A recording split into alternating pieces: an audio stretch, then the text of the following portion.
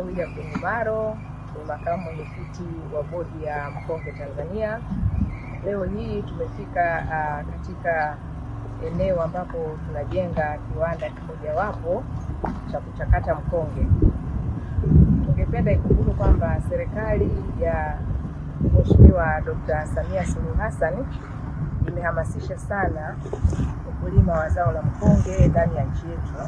Itakumbuka miaka mingi iliyopita zao hili lilikuwa linaibeba sana nchi yetu, na kwa busara za serikali ya sasa ya Samia Suluhu Hassan imefanyika uhamasishaji wa kulima mkonge. Lakini changamoto ambayo tunakumbana nayo katika tasnia hii ya mkonge ni viwanda vichache vya kuchakata zao la mkonge, na Mheshimiwa Rais ametoa agizo kwamba viwanda vijengwe ili kuwasaidia wakulima wadogo wa mkonge.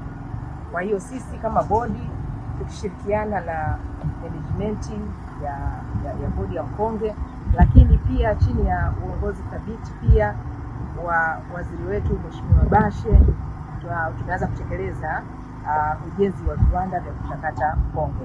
Tumeanza na hapa Handeni, lakini hapa Taula Handeni, tutakwenda Lushoto, tutakwenda Korogwe na Kinga. Na si tu kwamba ni kutatua changamoto ya wakulima wadogo wa mkonge, lakini pia kwa ukubwa wake ni kwenda kutengeneza ajira na kwenda kuendelea kutengeneza tatizo la ajira katika nchi yetu. Kwa hiyo kama makamu mwenyekiti, nimeshukuru sana Mheshimiwa Rais Dr. Samia Suluhu Hassan kwa maagizo yake.